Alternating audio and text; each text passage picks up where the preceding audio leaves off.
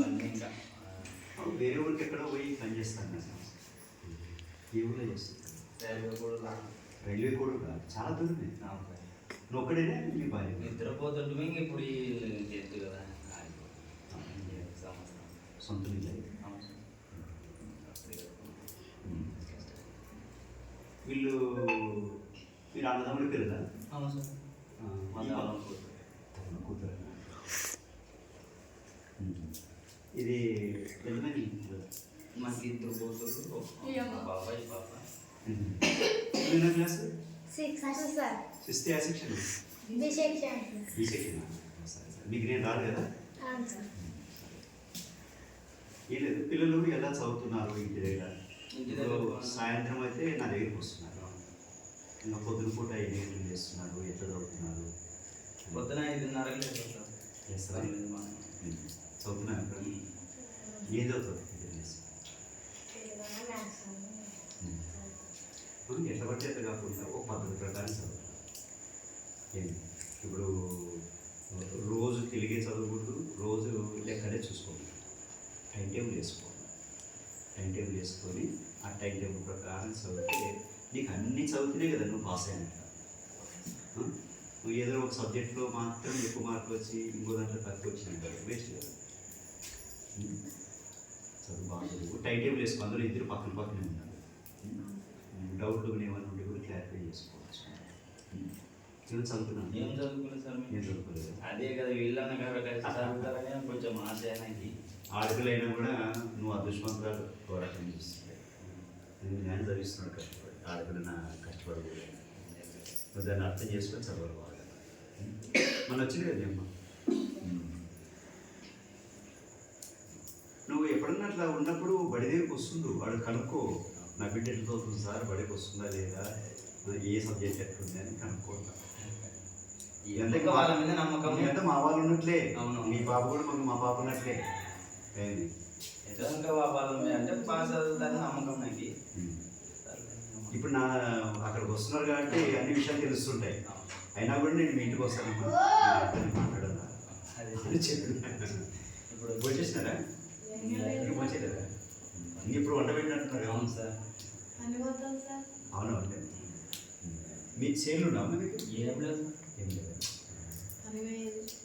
పని ఎట్లా కాంట్రాక్ట్ కూలి ప్రకారం కదా? ఎంత ఇస్తారు రోజు? రోజు 1000 రూపాయలు సార్. 1000 రూపాయలు ఇస్తారా? 8 వంట సార్. ఎట్లా వంట మీరే చేసుకుంటారు? అక్కడ స్థలం ఎట్లా ఉండడానికి? అంటే బాగా తీసుకుంటారు.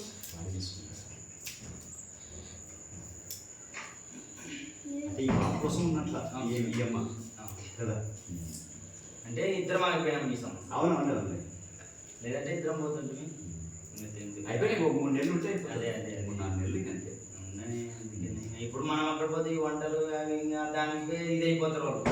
ఇప్పుడు ఉన్న పిల్లలకి వండి పెట్టాలన్న ఆలోచన వస్తుంది. అదే సార్. నేను వండి పెట్టడం వరకు కాదు, అది వాళ్ళ ముసలు కడుక్కోవాలి, చాలా టైం దీనికే మైండ్ అయితే ఇక్కడే ఇల్లు క్లీన్ చేసుకోవడం, వారాలు వర్జాలు పూజలు పురస్కారాలు ఏముంటాయి. ఇల్లు అన్నప్పుడు ఇవన్నీ ఉంటాయి. అందుకే మా పిల్లలు బాగా చదువుతారా సార్? అదే విషయం కనుక్కుని వచ్చిన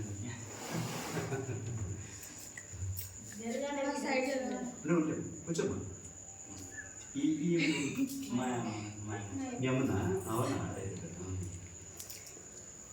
ఇక్కడే ఉన్నారు. ఇల్లు అందరు కలిసిమెలిసి ఉంటారు.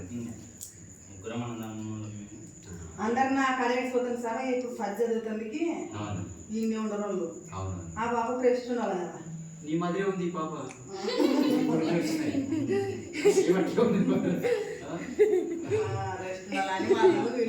పొలికలు వచ్చినాయి పాప. నాయనమ్మ అంటే మీ నాయనకి అమ్మ కదా? అట్లా నాయనమ్మ అంటారు. జేజీ నాయనమ్మ జేజీ సేమ్ అట్లే ఉన్నాయి. గుర్తుపట్టినా నేను. స్కూల్లోనే బాగా ఏది ఒరిజినల్ బోధలే ఉంటాయి కదా. మంచిగా చెడుకి చెప్పడానికి నేను ఉంటాను కదా. వాళ్ళు వచ్చి చెప్పేది నువ్వే చూసుకోసారి మాకు అంటే నేను చెప్పిన నా దగ్గర ఉంది కదా, నువ్వు ఇచ్చిన దగ్గర మర్చిపో మా పాపం. అదే చెప్పేసారు. బాగా చదువుకున్నాను. అంతే కదా. ఇప్పుడు ఏం కష్టపడినా పిల్లలు బాగా కోసమే. వాళ్ళే మన ఆస్తి. హరిత సార్ హరిత వాళ్ళు.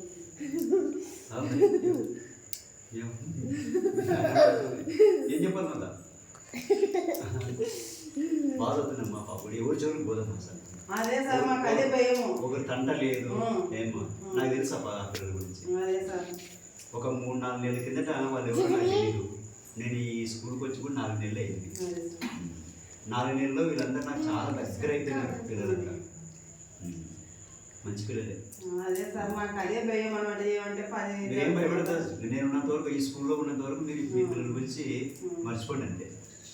అదే వాళ్ళ నాయన కూడా మనం పంపించాం సార్. అలీగ్రాబు సార్ వాళ్ళని పంపించాము. వస్తాను నేను కూడా అక్కడికి వస్తాను. చెప్తా సార్ వాళ్ళ నాయన కూడా అవును సార్. వాళ్ళ నాయన